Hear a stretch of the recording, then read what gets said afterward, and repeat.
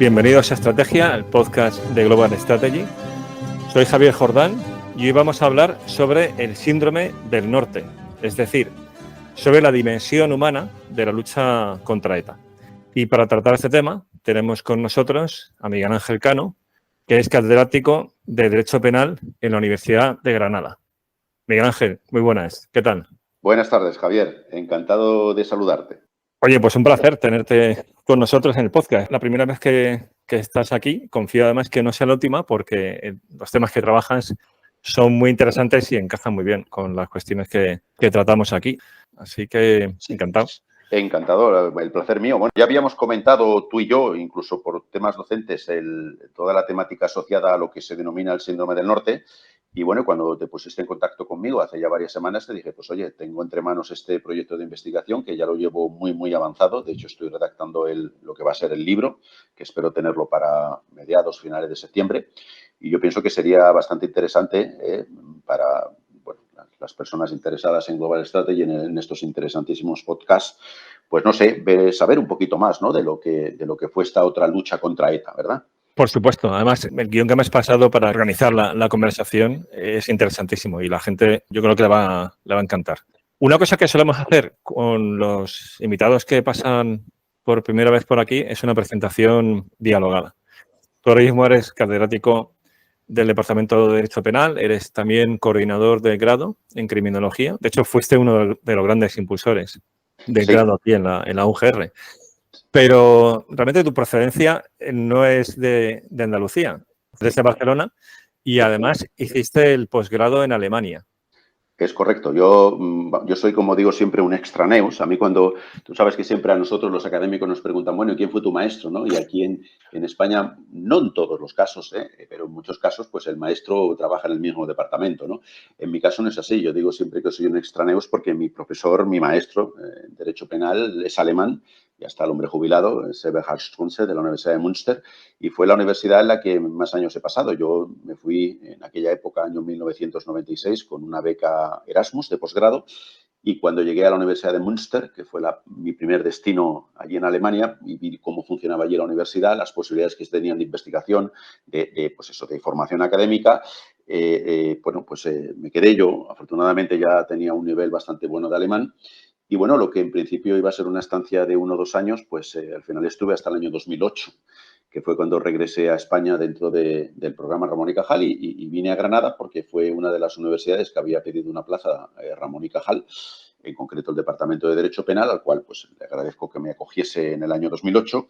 Bueno, y aquí seguimos. Yo, en mi caso, yo tengo la doble formación jurídica y criminológica. Como tú has dicho, soy catedrático de Derecho Penal desde el mes de junio de este año 2023, pero tengo también el doctorado en Criminología. Soy el coordinador también del grado en Criminología y procuro siempre, alternar investigaciones jurídico-penales, dogmático-penales con investigaciones criminológicas, como es el caso que hoy nos ocupa aquí. Es analizar desde un punto de vista fundamentalmente criminológico, aunque el título podía dar lugar a pensar que se trata de una investigación de carácter asociada a la psicología clínica o la psicología forense. Está muy cercana también a ello, pero mi objetivo pues es analizar esta parte, ¿no? de la historia de ETA y de la lucha contra ETA desde una vertiente criminológica. Muy bien. Si te parece, entramos ya en el tema. Y claro, y la pregunta sería de entrada, ¿qué te ha llevado a escribir este libro y a hacer esta investigación? El libro está a punto de salir, este podcast saldrá muy poco antes de que el libro esté disponible. No obstante, como estos podcasts, lo bueno que tienen es que se pueden escuchar meses, incluso más tiempo después. Pondremos un enlace al libro una vez que salga para que quienes lo escuchen pues puedan acceder a él. Entonces, la pregunta sería, ¿qué te llevó a escribir este libro y a hacer esta investigación? Que ahora nos vas a contar que ha sido una investigación muy trabajosa. Sí.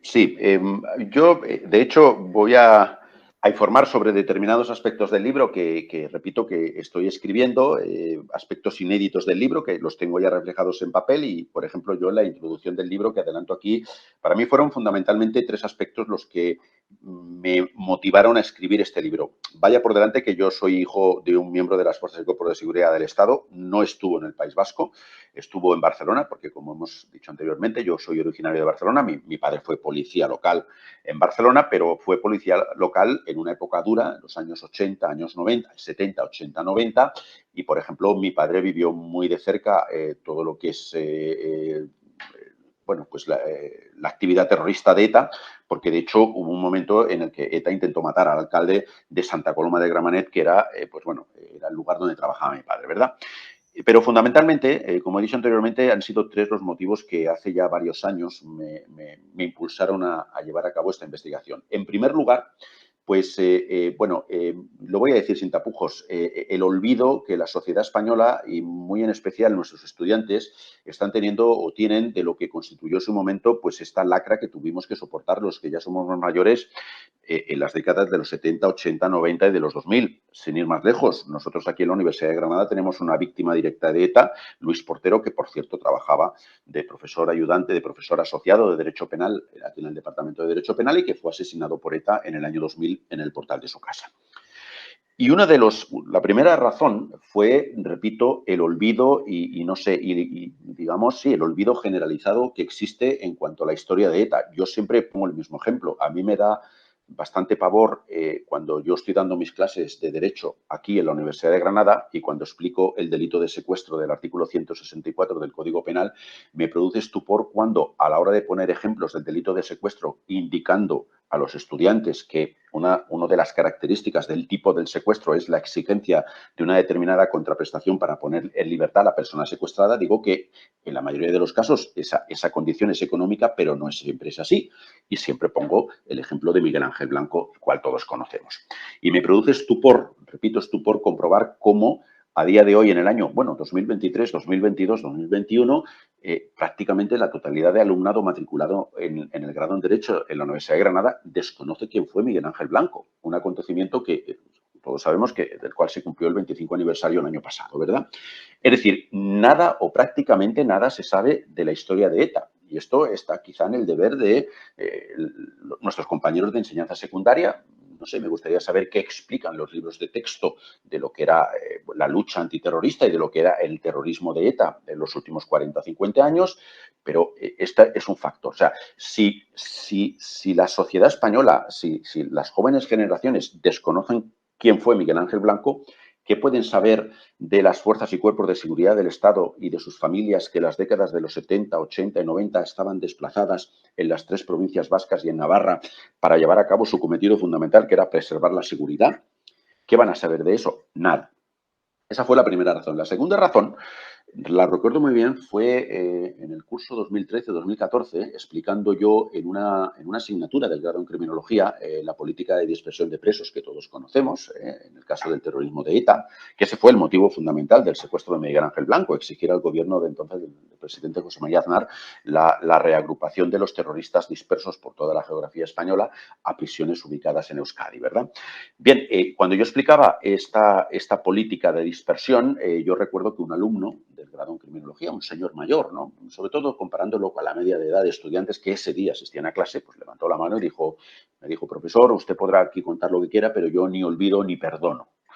Bueno, después se acercó, se disculpó por su intervención. Yo le dije, usted no se tiene que disculpar porque estamos aquí en la universidad y aquí se permiten todas las opiniones. Y resulta que este hombre, en aquella época rondaría los 52, 53 años, sobrevivió al atentado de ETA perpetrado en Madrid, en la Plaza de la República Dominicana, en el cual murieron 12 compañeros. Él sobrevivió malherido, de hecho perdió un ojo, perdió un oído. Y bueno, y yo tenía ahí en el público a una víctima directa de un atentado de ETA cometido no en Euskadi, sino en Madrid.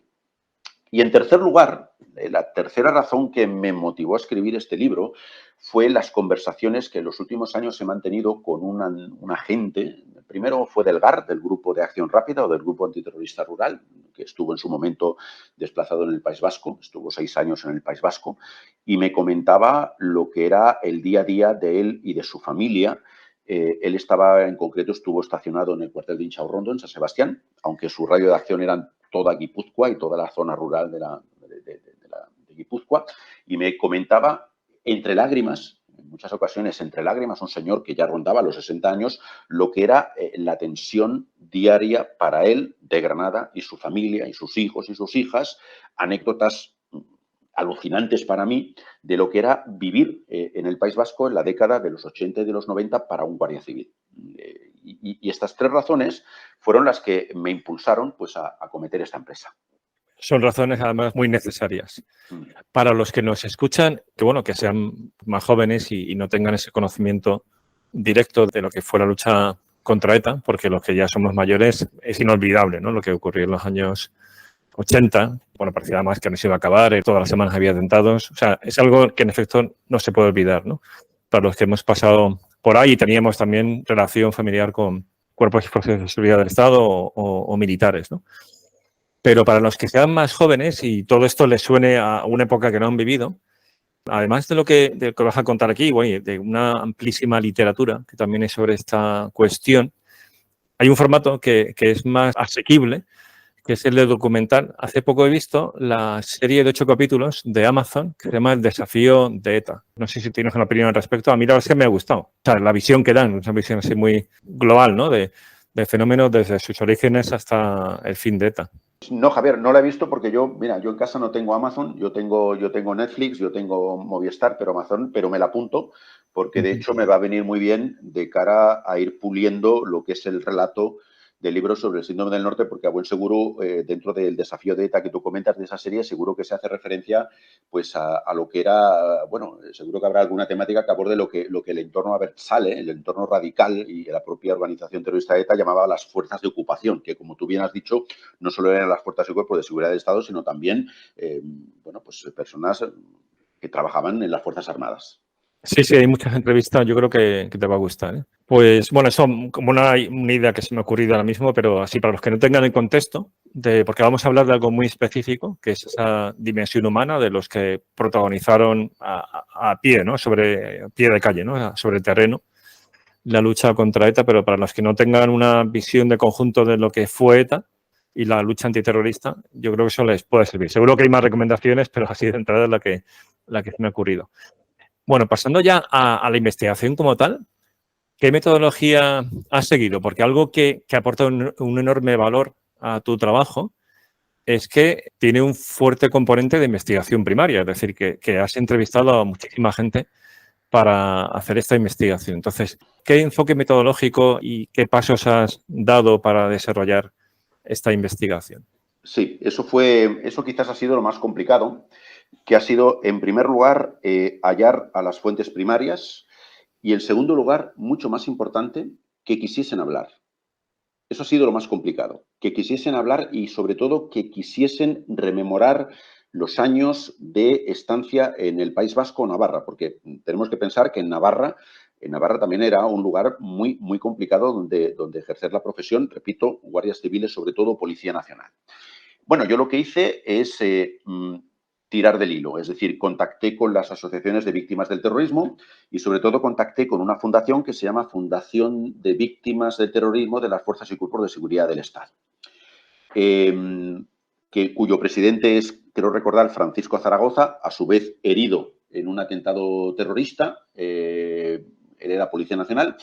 Bueno, y contacté, ellos me pasaron varios teléfonos y fue contactar con varios agentes, sobre todo, repito, Guardia Civil y Policía Nacional, que en su momento estuvieron destinados en el País Vasco y a partir de ahí ellos conocían a un amigo, conocían a una viuda, conocían a otra persona y a partir de ahí pude, seleccionar la muestra. En total han sido 25 entrevistas y las entrevistas han sido fundamentalmente agentes de la Guardia Civil, sobre todo, de la Policía Nacional, y viudas de agentes asesinados por ETA, tanto de la Guardia Civil como de la Policía Nacional. Muchos de los que nos escuchan y de los que escuchan el podcast dirán, bueno, ¿y por qué no has entrevistado a miembros de la Ertzaintza, de la Policía Autonómica Vasca o a policías locales? Bueno, pues fundamentalmente por 2 razones. En primer lugar, es evidente, tanto la policía local como la Policía Autonómica Vasca también fueron víctimas de atentados terroristas, fueron víctimas de lo que se conoce vulgarmente como el tiro en la nuca, en mucha menor medida que la Guardia Civil y que la Policía Nacional, el mayor número de víctimas se produjo en el cuerpo de la Benemérita de la Guardia Civil, pero fundamentalmente no entrevisté a los agentes de la Ertzaintza por esta razón, es decir, porque eran personas que eran del País Vasco y que no sufrieron el traslado. Pensemos que la mayoría de agentes que yo he entrevistado fueron trasladados bien de forma voluntaria, bien de forma obligada al País Vasco procedentes de Ciudad Real, de Salamanca, de Valladolid, de Segovia, de Valencia, de Granada, de Sevilla, de Málaga. Es decir, llegaron a un contexto que resultaba absolutamente distinto al que habían vivido bien en la academia o bien en sus primeros destinos, que podían haber sido cualquiera de estas ciudades. Como ellos me relataban, claro, el haber estado, por ejemplo, llevando tareas de vigilancia en un cuartel de la Guardia Civil en Ciudad Real, que te saludabas con los vecinos, y lo que suponía para ellos llegar, por ejemplo, a Inchaurrondo, a Elgoibar o a Alcorta o a cualquier otra localidad vasca y tener que hacer esa vigilancia con un chaleco antibalas, con un escudo, con sacos de tierra enfrente del cuartel para evitar ataques con cócteles molotov, con jotaques que ellos llaman, con lanzagranadas, pues eso para ellos les supuso un shock. Cosa que no ocurría en el caso de la Ertzaintza, porque, repito, si bien fueron también objetivo terrorista, estamos hablando de personas que ya habían vivido su infancia y su adolescencia dentro del movimiento nacionalista, del Partido Nacionalista Vasco. Es más, pensemos que muchos miembros de la Ertzaintza, al igual que puede ocurrir con miembros de los Mossos d'Esquadra, pueden ser afines a la independencia de Euskal Herria, evidentemente condenando todo tipo de violencia. Y lo mismo sucede con la policía local. Policías locales fueron también asesinados por ETA, pero recordemos que, sobre todo en la zona de Guipúzcoa, muchos ayuntamientos de pueblos como Oñati, como Lekeitio, están controlados y siempre han estado controlados por partidos abertzales, como en su momento Herri Batasuna, Euskal Herritarrok o Bildu. Con lo cual, pues hay policías locales, repito, que pueden estar afiliados a movimientos, muy afines al Partido Nacionalista Vasco o incluso a agrupaciones políticas o partidos políticos como Bildu. Esta es la razón por la cual, digamos que el contexto sociodemográfico de un guardia civil no es el mismo, o de un policía nacional no es el mismo que el de un miembro de la Ertzaintza o un miembro de la policía local. Bien.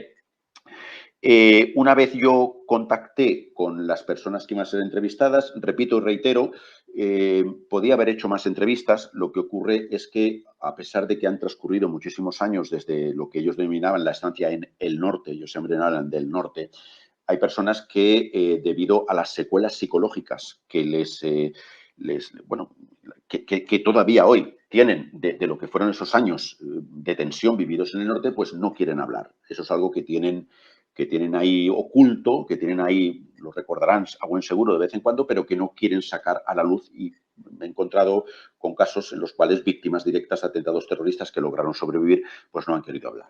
Una vez seleccionada la muestra, repito, han sido un total de 25 personas, pues lo que hice fue contactar con ellos telefónicamente, hablarles del proyecto, hablarles de mis intenciones, decirles que yo era un simple profesor universitario que quería investigar el síndrome del norte y que si ellos lo tenían a bien, yo me desplazaría con mi vehículo a su lugar de residencia. Y las entrevistas se llevaron a cabo, pues, repito, en los lugares de residencia de estos agentes o de las viudas de los agentes. Generalmente las hice, salvo en un par de ocasiones que me invitaron a su casa, pero yo intentaba declinar esa invitación amablemente. Casi siempre las he realizado en cafeterías de hoteles, a media mañana o media tarde, que ya cuando la gente ha desayunado, son lugares tranquilos, con sofás anchos, con salas bastante tranquilas. Y allí, pues nada, llevaba a cabo la entrevista. Las entrevistas solían durar de hora a hora y media, a partir de un cuestionario al cual haré referencia a continuación, que yo elaboré previamente. La entrevista la grababa con mi teléfono móvil, evidentemente con el permiso del entrevistado o de la entrevistada, diciéndole que después, una vez transcrita la entrevista, yo le mandaría el texto de la entrevista para que añadiesen, quitasen o modificasen lo que estimasen conveniente.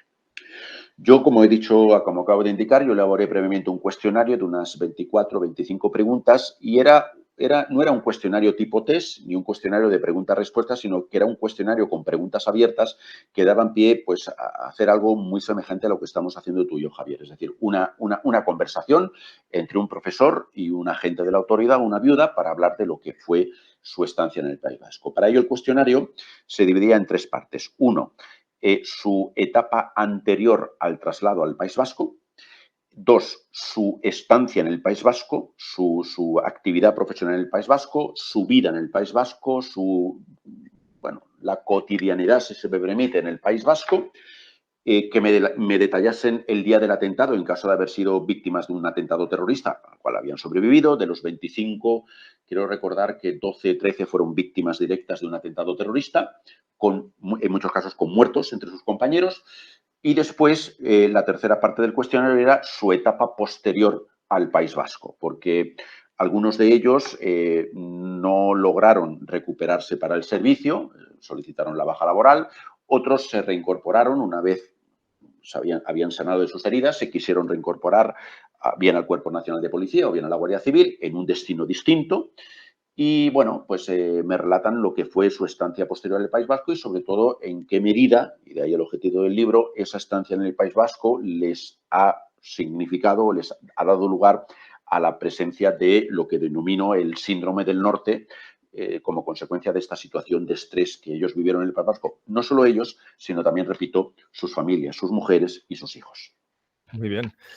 Si te parece, entramos ya en los resultados con esa estructura que acabas de comentar, del antes, durante y después. Sí, sí. Lo que es la primera parte, sobre todo, claro, aquí hay que diferenciar entre los agentes de policía, repito, Policía Nacional, Guardia Civil, y las viudas de los agentes que fueron asesinados. He entrevistado a un total de 4 viudas, 2 viudas de 2 policías nacionales asesinados por ETA, años 79 y 80, y 2 viudas de guardias civiles. También he entrevistado a un guardia civil que estaba en el grupo antiterrorista rural, en el grupo de acción rápida, después hablaremos de ellos, el cuerpo de élite de la Guardia Civil, que resultó herido en un intercambio de disparos a la hora de desarticular al comando Donosti y que como consecuencia de ese intercambio de disparos está hoy en silla de ruedas porque uno de los disparos le atravesó desgraciadamente el chaleco antibala y le seccionó la médula. Y está el hombre con 57 años y va en silla de ruedas, ¿no? Un antiguo miembro del GAR. Por lo tanto, ¿todos los que has entrevistado son víctimas directas de un atentado o familiares y, por tanto, víctimas de un fallecido? ¿O algunos no, como tal, no fueron víctimas? O sea, no tuvieron una experiencia traumática de un atentado. Buena pregunta. Mira, fundamentalmente hay 3 perfiles. El primer perfil es agente de la Fuerza de Cuerpos de Seguridad del Estado víctima de un atentado. El segundo perfil es viuda de un miembro de las Fuerzas de Cuerpos de Seguridad del Estado asesinado por la organización terrorista ETA. También hay el caso de la hermana, que eso es un caso muy particular, la hermana de un agente de la Guardia Civil del GAR, que sufrió un atentado terrorista en Oñati en el año 1987, en el cual murieron 2 compañeros. Él resultó gravemente herido, pero que años más tarde murió. Murió como consecuencia de las heridas que tuvo, no tanto físicas, sino psicológicas. Es más, murió a la edad de 53 años. Repito, este atentado tiene lugar en Oñati, en Guipúzcoa, en el año 87, en el cual una patrulla del GAR es atacada por un comando de ETA, con 2 fallecidos. Él resulta gravemente herido, logra salvarse, pero me comentaba la hermana, por eso ese testimonio era muy importante, porque ella vivió el deterioro paulatino que su hermano sufrió a lo largo de los años y que hizo que tuviese problemas psicológicos palpables, evidentes, que fueron tratados, pero que dieron lugar a un deterioro físico y psicológico que al final pues, acabaron con su vida con apenas 53 años. Ese es un relato muy particular. Y en tercer lugar, también tengo entrevistas con agentes de la Policía Nacional y de la Guardia Civil que, si bien no fueron víctimas directas de un atentado terrorista, sí que estuvieron muchos años en el norte y me confirman la existencia de este estrés continuo, bueno, que ahora contaré algunas, no anécdotas, sino algunas historias de vida que me cuentan ellos de lo que era su día a día, que nosotros, pues bueno, que llevamos un día a día aquí en una ciudad, pues ni por asomo nos podemos imaginar, ¿verdad?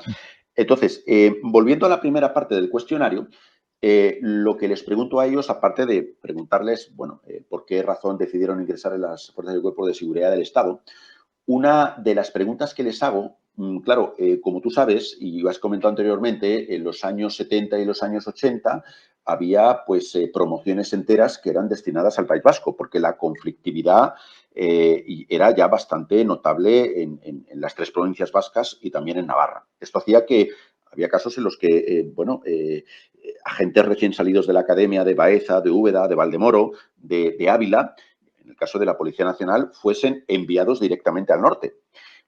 Estamos hablando de personas que en muchos casos no tenían más de 20 años de edad y, claro, y llegaban a un ambiente hostil, llegaban a una, como me relataba una gente, a una zona en guerra, a una zona de guerra. Y claro, yo les preguntaba en esta primera parte del cuestionario si ellos en la academia, en las academias, antes de ser destinados al País Vasco, recibían algún tipo de formación de carácter psicológico o incluso físico, pero sobre todo psicológico, para que pudiesen afrontar, pues lo que comentaba antes, lo que era pasar de estar destinado en Ciudad Real a estar destinado en Inchaurrondo. Porque todos los que escuchen el podcast pueden mirar vídeos en internet, que los hay, de lo que era el cuartel de Inchaurrondo en San Sebastián, que como saben, todos sabemos, el que lo dirigía era el coronel Enrique Rodríguez Galindo. Aquello era un gueto dentro de una zona de guerra, ¿verdad? Tenía su economato, me contaban los agentes que entraba un autobús para recoger a los niños y llevarlos al colegio, porque Inchaurrondo no tenía colegio, pero entraba todos los días un autobús para recoger a los niños y salía el autobús con un furgón de la Guardia Civil delante y con un furgón de la Guardia Civil detrás para evitar un atentado terrorista. Porque existía el peligro de que lanzasen una granada contra el autobús que llevaba a hijos de la Guardia Civil. Entonces, claro, yo les preguntaba en la primera parte, ¿recibía usted algún tipo de formación, de apoyo o de preparación psicológica para afrontar lo que suponía el traslado al norte? Y claro, ellos me dicen que no.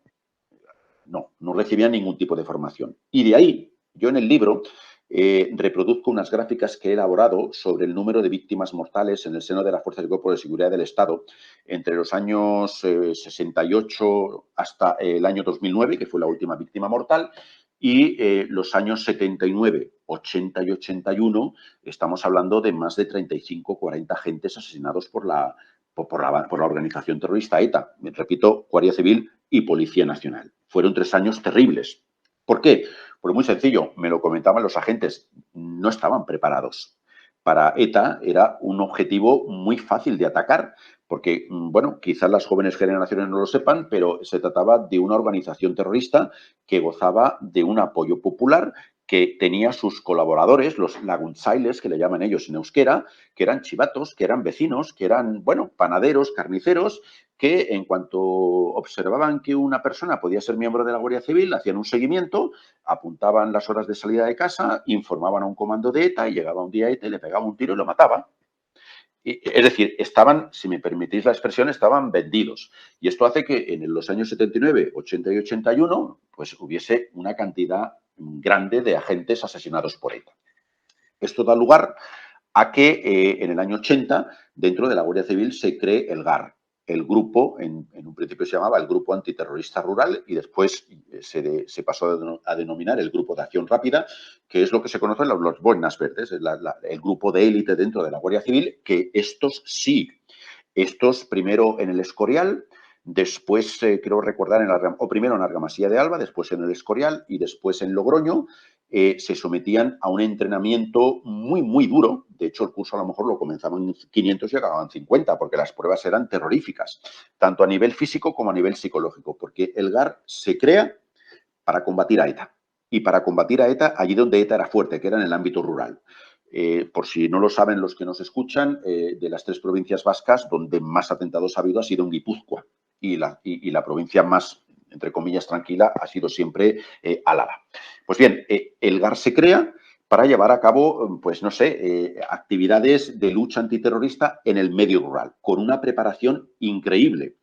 Y si miramos las estadísticas que van a salir en el libro, a partir del año 81, las cifras de asesinatos dentro de las fuerzas y cuerpos de seguridad del Estado comienzan a bajar. ¿Por qué? Porque ETA se da cuenta de que la policía se ha puesto las pilas y que la Guardia Civil se ha puesto las pilas y que ha creado un comando de élite que los tenía contra las cuerdas. Y esto dio lugar a años más tarde, esta infame frase que no solo dijo ETA, sino creo que también algunos miembros de la izquierda abertzale, lo de la socialización del terror, que es cuando ETA pasa a matar a políticos, a empresarios, a profesores de universidad, a periodistas. ¿Por qué? Porque eso sí que era un blanco fácil. Con la Guardia Civil ya, pues evidentemente ya era más difícil. A la creación del GAR se une la aprobación a principios de los 80 del Plan CEN. El Plan CEN es el acrónimo de Zona Especial Norte.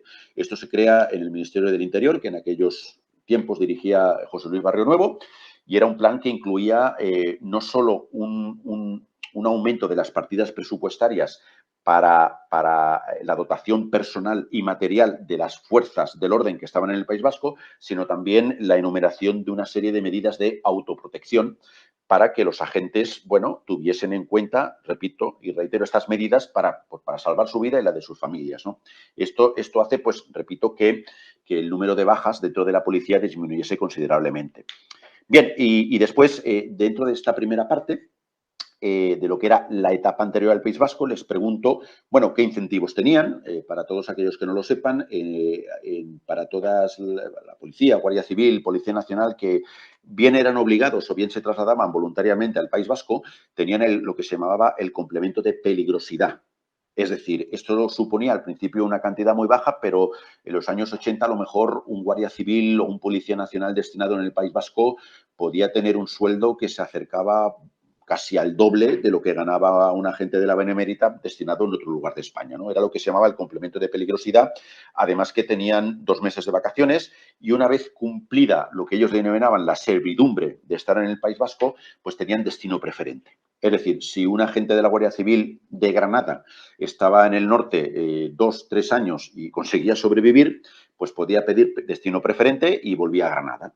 Por eso, algunos de ellos se iban voluntariamente al norte, sobre todo agentes que estaban solteros, que no tenían familia, vivían en guetos, que era la casa cuartel, únicamente salían a la calle para hacer su servicio y ya está. Y, bueno, pasaban o intentaban pasar desapercibidos porque su objetivo era, en primer lugar, claro, tenían un sueldo bastante interesante y pedir el destino preferente. Estas eran las razones.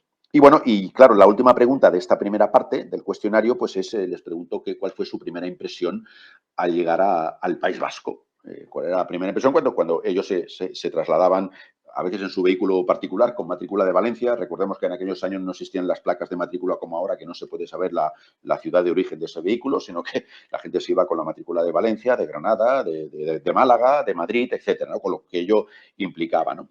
Y bien, y yo, por ejemplo, la frase con la que abro el libro y que tiene que ver con lo que estoy explicando aquí en relativo a la primera impresión de la gente cuando llegaba al País Vasco, pues lo puedo resumir en esta frase que me dijo un agente de la Guardia Civil, miembro del GAR, y que abro comillas y decía así: enseguida me di cuenta de que allí el peligro era constante. Era como estar en una zona de guerra. Nadie se fiaba de nadie. Ibas por la calle con la mano en el bolsillo y en el bolsillo asida la pistola, pero al final llegas a acostumbrarte a ese estado de tensión y por lo que temes más es por tu familia. Yo pienso que esta frase resume perfectamente lo que era para los agentes la etapa previa a la llegada al País Vasco. No sé si, Javier, querrás decir algo o comentar algo. Nada que añadir ni comentar. La verdad es que es impresionante todo lo que comentas, ¿no? Es que, a ver, es lo que decíamos antes, ¿no? Para los que no han vivido aquella etapa, es muy difícil imaginarse lo que fue aquello. Porque, mira, es que esto que acabas de comentar, ¿no? De ir con la pistola en la mano, ¿no? En un bolsillo, en todo momento. Eso no era exclusivo de allí. O sea, yo me acuerdo aquí en Granada, cuando era estudiante, que en los años 90, ir y volver de la facultad, a veces pasar por unas casas de militares que había cerca y algún militar que en ese momento pues iba de uniforme, bueno, pues darme cuenta de que siempre tenía la mano metida en el bolsillo y que estaba cogiendo algo, que era, se notaba, ¿no? Que era la pistola. Y que no me parecía como algo especialmente llamativo, porque era algo lógico en aquellos tiempos, ¿no? De una medida de autoprotección. Sí.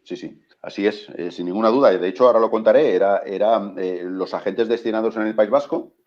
Claro, llegaba un momento, bueno, una vez al año, 2 veces al año, pues agarraban a su familia o ellos solos y se volvían a su lugar de origen, ¿no? Y me comentaban que en su lugar de origen, cuando estaban de vacaciones, es decir, a lo mejor estaban a 900 kilómetros de Euskadi, pues decían que ellos salían a pasear, a lo mejor en las fiestas patronales de Almagro en Ciudad Real, y salían con la pistola. Es que el riesgo era en toda España. O sea, en el País Vasco el contexto era todavía más opresivo para los que estaban allí destinados en estas circunstancias, pero que ETA, y bueno, pues ahí vamos a la historia, atentó contra agentes de la Guardia Civil en todo el territorio español y muchas veces contra casas cuartel, matando también a familiares de esos guardias civiles, incluidos niños.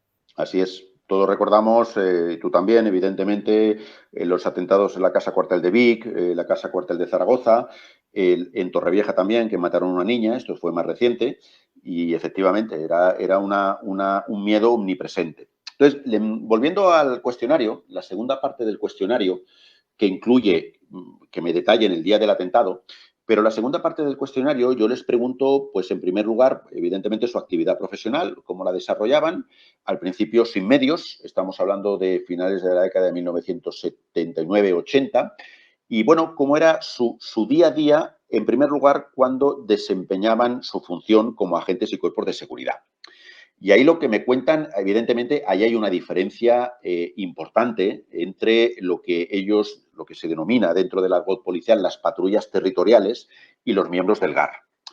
¿Por qué? Pues por la sensación de miedo, la sensación de tensión en ambos cuerpos o en ambas, digamos, unidades era semejante, pero la forma de afrontarlo era muy distinta. ¿Por qué? Porque, como he dicho anteriormente, los miembros del GAR eran eran grupos de élite de la Guardia Civil que sabían a lo que iban. Entonces, ellos lo llevaban, si me permitís la expresión, bastante mejor que lo que eran las patrullas territoriales. Las patrullas territoriales, cuando estaban haciendo las patrullas, pues por Bilbao, Álava, Guipúzcoa o Pamplona o Navarra, pues me comentaban cosas alucinantes, ¿no? Porque no solo era el miedo a un atentado terrorista, sino que era el miedo a ser delatados por vecinos, por comerciantes, por profesores, bueno, que pudiesen saber que eran policías, ¿no? Y sobre todo dónde vivían. De hecho, me comentaban agentes que no vivían en casas cuartel, sino que se habían trasladado a domicilios particulares de un día llegar a la puerta de su casa y encontrarse una diana pintada en la pared. O mujeres que un día las esposas de los guardias civiles que regresaban a casa y encontrarse un gato muerto en la puerta. O, por ejemplo, mujeres de guardias civiles que no podían tender la ropa, el uniforme del marido en el balcón, porque eso era, pues claro, imaginad lo que eso significaba, ¿no? Lo tenían que tender en el cuarto de baño o en el salón de la casa. Entonces, me comentaba, yo lo recuerdo con, no sé, algo que a mí me sorprendió para hacerme una idea de lo que era la vida en aquella época. Repito, en su actividad profesional, un agente de la Guardia Civil me comentaba que un día iba de patrulla, llegaron a una rotonda, esto era a las afueras de San Sebastián, y en la rotonda, justo al lado, había un colegio. Y bueno, se tuvieron que bajar porque el Land Rover no podía dar la vuelta a la rotonda, sino que tenía que maniobrar, y cuando se bajaron los agentes de la Guardia Civil, vestidos con el uniforme de la Benemérita, me comentaba el agente que había en el patio de ese colegio, no sé, un grupo de 50, 60 niños de entre 8 y 12 años, y cuando los niños se dan cuenta de que la Guardia Civil está allí haciendo maniobras para salir, comenzaron a subirse a las vallas del patio del colegio y les comenzaron a insultar, les comenzaron a decir chacurra campora, que significa perro fuera, y comenzaron con una animadversión tremenda, niños de entre 8 y 12 años. Entonces, la gente me decía, si los niños son así, ¿cómo pueden ser los padres, verdad? Esto mientras estábamos de servicio. Otros agentes me comentan que a lo mejor paraban en un restaurante para tomar un bocadillo y tomar un café, y llegó un momento en el que varios agentes, si iban 4, por ejemplo, tenían que meterse en la cocina para ver cómo les preparaban los bocadillos, porque se habían dado cuenta de que los bocadillos les metían excrementos, les metían, pues no sé, os podéis imaginar, ¿no? Cucarachas dentro de los bocadillos, ¿no? Y llegaron a la conclusión de que jamás pidiesen un bocadillo de tortilla, sino algo que se pudiese ver, porque, claro, en una tortilla uno no se puede imaginar lo que le metían dentro, ¿verdad? En fin, son cosas, repito, asociadas a lo que era su quehacer cotidiano y, sobre todo, pues el peligro omnipresente de ser víctima de un atentado terrorista. De hecho, muchos agentes pedían y les era facilitada, les era concedido, el arrancador del coche, porque quizás las jóvenes generaciones no lo sepan, pero uno de los métodos que utilizó ETA para matar no solo a guardias civiles y policías nacionales, sino a otras personas, empresarios, etcétera, era colocar lo que se denominó una bomba lapa debajo del coche, una vez tenían identificado el objetivo. Y claro, cuando accionaban el motor y el coche se ponía en marcha, pues la bomba explotaba, ¿no? Produciendo la muerte de la gente o bien heridas de extrema gravedad que suponían, en muchos casos, la amputación de ambas extremidades inferiores. Bien, pues muchos agentes lo que hicieron fue solicitar el arrancador. Era un mantito a distancia con el cual uno pues arrancaba el coche desde una distancia de 8 o 10 metros y, bueno, pues el coche se movía 1 metro hacia adelante y 1 metro hacia atrás, y si no explotaba, pues era que no te habían puesto la bomba, ¿no? Y otra cosa que solicitaban mucho era la placa simulada. Claro, imaginemos lo que significaba en aquella época, como he dicho anteriormente, irse al País Vasco con una matrícula de Granada, pues de Madrid, no digamos Madrid, de Cáceres o de Badajoz, ¿no? Y claro, todo esto tenía que ver, repito, con el servicio. Después, dentro de la estancia en el País Vasco, yo les preguntaba, bueno, claro, usted trabajaba 8 horas al día, ¿qué hacía el resto del día? Bueno, pues el resto del día era, como decía anteriormente, la situación de tensión. Es decir, voy a poner varios ejemplos. Estas personas con sus mujeres, con sus esposas, no podían ir 2 días seguidos al mismo bar. No, porque podía darse el caso de que un confidente de ETA les identificase y, claro, ir 2 o 3 días al mismo bar implicaba firmar su sentencia de muerte. Por ejemplo, en las rotondas, cuando iban con el vehículo, siempre solían dar, ellos le llamaban las lavadoras, solían dar 2 o 3 vueltas a la rotonda para ver si un vehículo les seguía.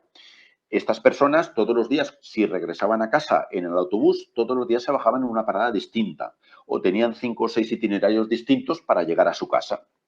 Me comentaba un agente, para que nos demos cuenta de lo que era este sin vivir, me comentaba un agente, fue una de las últimas entrevistas que hice, que él estaba en el servicio de información de la Guardia Civil y que resulta que él entraba a trabajar los domingos a las 2 de la tarde. Y claro, él salía de su casa los domingos a las 2 de la tarde. Y claro, para evitar sospechas, dice que se compró una raqueta de tenis y una bolsa de deporte. Y salía todos los domingos a las 2 de la tarde con la raqueta de tenis que se veía el mango dentro de la bolsa de deporte. Y yo le preguntaba, ¿pero usted juega al tenis? Dice, ¿qué va? Dice, yo no juego en mi vida al tenis. Pero por lo menos los vecinos me veían y se imaginaban que a mí me gustaba el tenis y que me iba a jugar al tenis. Cuando después, repito, él lo que hacía es irse a trabajar. Me comentaba otro agente, por ejemplo, hablando de los colaboradores de ETA, etcétera, que una vez llevó el coche a un taller de Irún para hacerle una revisión, ya que venía a Andalucía para pasar las vacaciones con su familia, y al parecer el mecánico del taller de Irún vio que tenía el arrancador del coche y como sabía que tenía el arrancador del coche, pues dijo, pues este es un chacurra, ¿no? Este es un agente de la policía. Bien, y lo que hizo, bueno, llegan aquí a Andalucía y se baja del coche y se encuentra que las 4 ruedas del coche estaban aflojadas. Y es que el mecánico había aflojado los tornillos de las 4 ruedas del coche para ver si se mataba con la familia, ¿no? Estos son, bueno, y después, evidentemente, las pobres esposas, que, claro, por el acento de Badajoz, el acento de Granada, el acento de Málaga, el acento de Valencia, les delataba, y esto hacía pues que muchas mujeres pues no fueran atendidas en las tiendas, no les vendían carne, no les vendían pescado, no les vendían la fruta, decían que ese kilo de naranjas estaba vendido. Agentes que me comentaban que contrataban a peluqueras para que fuesen a su casa a peinar a sus mujeres porque tenían miedo de que fuesen a una peluquería, evidentemente haciendo la selección correspondiente para evitar que esa peluquera fuera confidente de ETA. Bueno, hijos que en el colegio mentían diciendo la profesión del padre, allí todo el mundo trabajaba bien en correos, bien en Telefónica o bien en la Renfe en aquella época. E incluso he escuchado testimonios de agentes que llegaron a ocultar a sus hijos hasta que fueron mayores de edad que trabajaban en la Guardia Civil o en la Policía Nacional, por miedo a que un desliz de los hijos, pues bueno, supusiese la sentencia de muerte del padre. Imaginémonos lo que esto era para la gente y para la mujer y para los hijos durante los años de plomo, que repito, como ha indicado Javier, era un día un atentado, otro día otro atentado, en una comunidad autónoma con el miedo permanente de ser víctima de un atentado terrorista. Ya en la segunda parte del cuestionario es allí donde los guardias civiles que sobrevivieron al atentado, policías nacionales que también sobrevivieron, me expliquen cómo fue el atentado, lo recuerdan perfectamente, pero claro, allí, como nos podemos imaginar, el testimonio más desgarrador es el de las viudas, ¿verdad? De hecho, en Badajoz entrevisté a la viuda de un agente de la Guardia Civil que asesinaron en el Goibar, en el día del atentado de la Casa Cuartel de Zaragoza, precisamente, pues lo asesinaron delante de su marido. Le pegaron un empujón a ella y lo acribillaron, no sé si fueron 14 o 15 impactos de bala. También me sorprendió mucho el testimonio de una viuda de un policía nacional cuyo marido trabajaba en el TEDx, en el servicio de desactivación de explosivos, que lo asesinaron cuando llevaba a la niña al colegio. La niña entonces tenía 4 años y hoy tiene 44, 45, pues delante de la hija lo asesinaron. Estos han sido quizás los testimonios más desgarradores. Y no solo eso, ya para acabar con esta segunda parte. Ellos y ellas, lo que, si me permitís, lo que peor llevan era la indiferencia, era el rechazo por parte de un amplio sector, repito, no todo, de la sociedad vasca. Pues no sé, algunos, que no todos, párrocos que se negaban a oficiar la misa en español, vecinos que no te daban el pésame, iglesias en las que la ceremonia se llevaba a cabo con el ministro del Interior, 2 o 3 políticos más, el familiar de la gente asesinado y nadie más. En fin, me comentaban, por ejemplo, féretros que salían por la parte de atrás de la iglesia por la noche para que no fuesen identificados por la organización terrorista o sus colaboradores. Este rechazo, esta indiferencia, o esto es lo que se decía y mucho, algo habrá hecho, ¿no?, para justificar esta barbarie. Esto me lo han dicho todos, prácticamente todas las personas entrevistadas, y que ha hecho que hayan sido entrevistas verdaderamente emocionales. Esto con respecto a la segunda parte de la entrevista. Pues lo digo por si, Javier, ¿quieres añadir algo? No, nada. Es que todo lo que estás contando es estremecedor. Es que no hay nada que comentar por preguntarte. O sea, es una cosa, es muy impresionante. Y bueno, y ya la tercera parte, claro, la tercera parte es ¿qué ocurrió después? Y ahí es donde yo indago sobre la existencia o no del síndrome del norte. La tercera parte de la entrevista habla de, les hago preguntas en torno a, bueno, ¿qué pasó cuando, en el llegado caso, se reincorporaron al servicio después de haber superado las heridas del atentado, físicas o psicológicas? Y bueno, y también qué les pasó a las pobres viudas cuando regresaron a Salamanca, a Segovia, una vez su marido había sido asesinado, bueno, qué se decía en el pueblo, en la ciudad, cómo vivieron pues toda la actividad de ETA, y sobre todo en la tercera parte les pregunto, claro que aquí, como nos podemos imaginar, la opinión es prácticamente unánime, ¿verdad? Sobre todo teniendo en cuenta personas que han estado en el norte y personas que han vivido directa o indirectamente, imaginemos, ¿no?, el caso de las viudas, ¿no?, el terrorismo de ETA y la barbarie etarra, ¿verdad? Yo las preguntas que les hago es, bueno, ¿qué sensación les produjo el día que ETA declaró el fin de la lucha armada en el año 2011? Y sobre todo una pregunta que verdaderamente yo me imaginaba la respuesta, pero que no está de más reproducirla.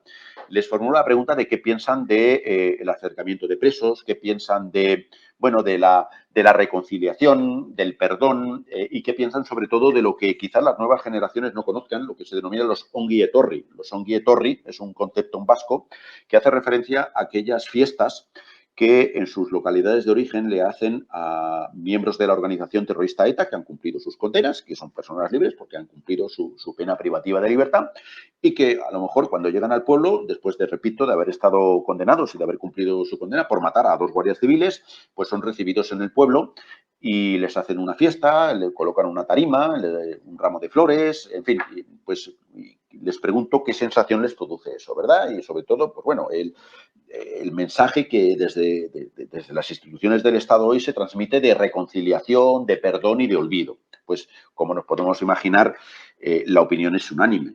Todos dicen ni olvido ni perdono, y me resultó particularmente estremecedor el testimonio de un guardia civil que sobrevivió al atentado contra la casa cuartel de Legutiano. Este atentado fue relativamente reciente, fue en mayo, creo recordar, del año 2008. ETA coloca un coche bomba en la casa cuartel de Legutiano, matando a un guardia civil, precisamente era de Málaga, y este agente al que entrevisté sobrevivió al atentado. Él estaba dentro de la casa cuartel durmiendo y él sobrevivió con heridas, pero sobrevivió al atentado.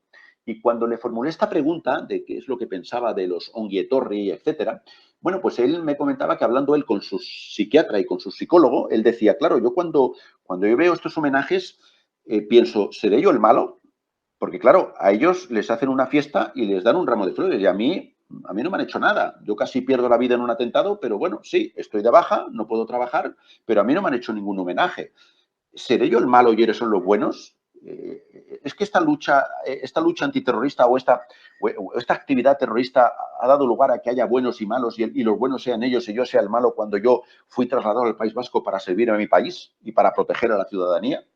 No sé, esta reflexión que me hizo este agente me causó verdaderamente una impresión estremecedora. Que es sencillamente desquiciante esa conducta de homenajear etarras. Y claro, como algo tan disparatado que es, lleva a que personas de buena voluntad y buena fe se pregunten si es que el mundo está al revés. Es alucinante. Es alucinante, sí. Esto no fue una entrevista que yo hice, pero yo para documentarme sobre esto he estado leyendo varios libros y hay un libro de Cristina Cuesta que se llama, quiero recordar, Contra el olvido. Al padre de Cristina Cuesta, creo que no era policía, pero creo que era un directivo de Telefónica, lo asesinó ETA. Y contaba Cristina Cuesta que una vez paseando por San Sebastián se encontró una manifestación de madres de presos que iban por San Sebastián con unas pancartas y con unas fotos de los hijos y las hijas que estaban en prisión cumpliendo condena, ¿no? Bueno, ella se acercó a una mujer que llevaba la fotografía de un miembro de la organización terrorista ETA y esta chica le dijo a la madre, dice, oye, que sepas que ese de ahí, ella no sabía que era su hijo, que sepas que ese de ahí mató a mi padre. Y la madre, que era la madre de este terrorista, le dijo, eres una intolerante. Nos podemos imaginar lo que era la vida en aquella época allí. Es que no solo era una organización terrorista, era un entorno que no voy a decir unánime, ni mucho menos. Había un sector de la población vasca que podía tener ideas nacionalistas, pero que condenaba todo tipo de violencia. Pero era un entorno radical y un hostigamiento continuo por parte de movimientos afines a la organización ETA. Y lo que yo estoy relatando, que repito, es lo que me relatan ellos. Es más, no lo he dicho al principio, pero nos podemos imaginar, todos los que nos van a escuchar, nos están escuchando y nos van a escuchar, se podrán imaginar que, y lo quiero decir, es decir, yo cuando este libro lo han escrito las víctimas del terrorismo, yo con este libro no me veo en el derecho moral de ganar un céntimo. Es decir, yo voy a renunciar, evidentemente, a los derechos de autor, independientemente de las ventas que tenga este libro, porque yo no me puedo lucrar con este libro, porque este libro lo han escrito las víctimas desde el dolor. Ya veremos dónde dono las eventuales ganancias que se produzcan con la venta del libro, probablemente alguna organización de apoyo de víctimas del terrorismo, pero es que es desgarrador lo que me contaban. Y ya, la última pregunta que les hago es, oiga, entonces, ¿usted considera que existe el síndrome del norte? ¿Qué es el síndrome del norte? Pues bien, el síndrome del norte, que era lo que quería, pues eso ya quizá para acabar, el síndrome del norte no existe como tal. Ha habido pocos, pero ha habido varios estudios científicos que se han llevado a cabo aquí en España y han llegado a la conclusión de que el síndrome del norte no existe como, digamos, enfermedad patológica, sino más bien como un constructo psicopatológico que estaría formado por varios trastornos. Repito, un constructo psicopatológico, aquí estoy hablando de lo que yo he leído, que yo no soy psicólogo, yo soy criminólogo, pero se trataría, distintos estudios que se han hecho dicen, bueno, el síndrome del norte como enfermedad no existe. Claro, al no existir como enfermedad, podemos decir y podemos llegar a la conclusión que no existe como enfermedad profesional. Es decir, un agente de la autoridad, ni antes ni ahora, puede alegar padecer el síndrome del norte para lograr una baja laboral. Bien, existe como constructo psicopatológico el cual engloba distintos trastornos, como por ejemplo depresión, ansiedad, sobre todo trastorno de estrés postraumático, trastorno de la personalidad, repito, trastorno depresivo, trastorno por ansiedad, trastorno de estrés postraumático, trastorno de la personalidad, que las entrevistas realizadas me dicen y me atestiguan que ellos lo han tenido y que lo padecen. Hay agentes que me cuentan, bueno, vamos a ver, yo he entrevistado a agentes que se me echan a llorar 30, 35 años después cuando me narran lo que ellos vivieron allí. Recuerdo el caso de Vicente Folgado, que puedo decir, un agente de la Policía Nacional, que por cierto, muchos me dijeron que no tenían inconveniente en el que saliesen sus nombres, no mostraron ningún impedimento, todo lo contrario, pero de las 25 entrevistas sí que hubo 2 personas que preferían que no saliese su nombre y al final he decidido que en el libro pues no va a salir ningún nombre. Bueno, pues recuerdo que este agente de la Policía Nacional me contó que efectivamente en la segunda mitad de la década de los 80 del siglo pasado, viendo la cantidad de bajas que había dentro de la policía, desde el Ministerio del Interior se encargó unos gabinetes psicológicos que se trasladaron al País Vasco. Estoy hablando del año 86-87. Se trasladaron al País Vasco para llevar a cabo entrevistas con agentes que estaban destinados allí. Repito, estoy hablando de miembros del Cuerpo Nacional de Policía, no de la Guardia Civil, porque la Guardia Civil ha sido bastante reacia. Recordemos, bueno, lo sabemos, la Guardia Civil es un cuerpo muy militarizado. Y de hecho, muchos agentes me han dicho que, el alegar tener el síndrome del norte para pedir una baja podía suponer un castigo disciplinario en calabozo. porque era un cuerpo militarizado y era un cuerpo en el cual decían cualquier signo de debilidad que mostréis significa darle una victoria a ETA. Los trapos sucios se lavan en casa y aquí no pasa nada, tú te recuperas de tus heridas, pero cuando te recuperes te incorporas de nuevo a un nuevo destino, pero te incorporas otra vez al cuerpo. Porque tú lo que tienes es muchos pájaros en la cabeza. Esto me decían. Bien, en el Cuerpo Nacional de Policía se crearon estos gabinetes psicológicos, se trasladaron al País Vasco, entrevistaron a 50 agentes y con los resultados de las entrevistas regresaron a Madrid. Esto me lo comentaba esta gente. Una vez regresados a Madrid informaron en el Ministerio del Interior sobre lo que habían vivido allí y dijeron que ninguno de los 50 agentes entrevistados estaba en disposición de prestar el servicio y ni mucho menos portar un arma, debido a la condición o a la situación psicológica en la que se encontraban. Pues bien, al parecer, el Ministerio del Interior dio carpetazo al tema, se dijo que esos expedientes se debían guardar bajo llave y que en ningún caso podían salir a la luz pública los resultados de estos informes, de estos dictámenes, de estas entrevistas que habían realizado, porque ello, a buen seguro, podía dar lugar a un aluvión de bajas laborales en el seno de los miembros de la Fuerza de Cuerpos de Seguridad del Estado y, sobre todo, en este caso, de la Policía Nacional. Es decir, este constructo psicopatológico existe porque muchos agentes así me lo han mostrado. Es un tema que quizás no nos lo tiempo a analizar, pero me lo han atestiguado. Hay varios casos documentados, pero el índice de suicidios de agentes de la autoridad, de miembros de la Fuerza de Cuerpos de Seguridad del Estado, destinados en su día en el País Vasco, es superior al resto de agentes del respectivo cuerpo. O sea, ha habido un mayor caso de suicidios, hay varios documentados, pero como tal, hoy no está reconocido como enfermedad laboral, sino, repito, como un constructo de carácter psicopatológico que engloba distintos trastornos, pero que sin duda existió y que sigue existiendo no solo en la Fuerza de Cuerpos de Seguridad del Estado, sino también en sus familias.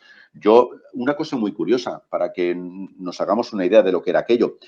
Como he dicho anteriormente, yo las entrevistas las he realizado en cafeterías de hoteles. Pues era curioso observar cómo cuando la gente entraba en el hotel, en la cafetería, siempre se sentaba con la espalda a la pared y mirando a la puerta para ver quién entraba y quién salía. Y en el transcurso de la conversación, más de uno, sobre todo en este caso los miembros del GAR, me decían, estoy hablando contigo y te puedo decir el número de personas que han entrado, el número de personas que han salido, el número de personas que iban hablando con el teléfono móvil y te puedo decir las matrículas de los 4 o 5 coches que han aparcado aquí delante. Y me decían, a pesar de que hace 30 años que dejé el servicio.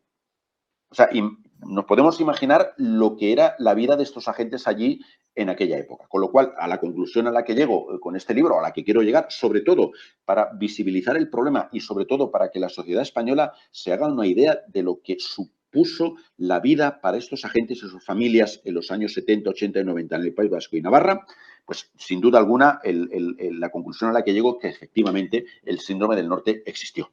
Impresionante, Miguel. Muchísimas gracias por tu tiempo para grabar este podcast, pero sobre todo muchísimas gracias por hacer este trabajo de investigación. Nada, el placer es mío y sobre todo, repito, esto es algo necesario, es un libro necesario y sobre todo quizá una muestra de agradecimiento para las Fuerzas de Cuerpos de Seguridad del Estado.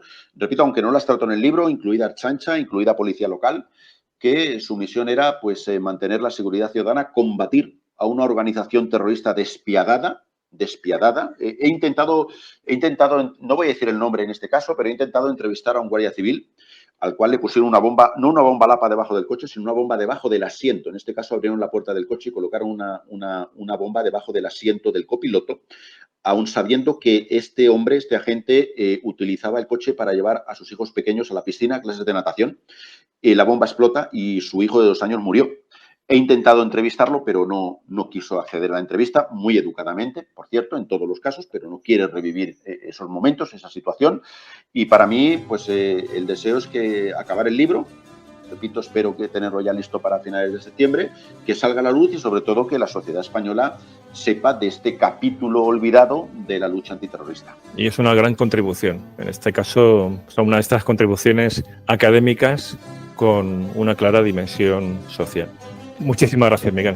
Gracias a ti, Javier. Otro abrazo para ti.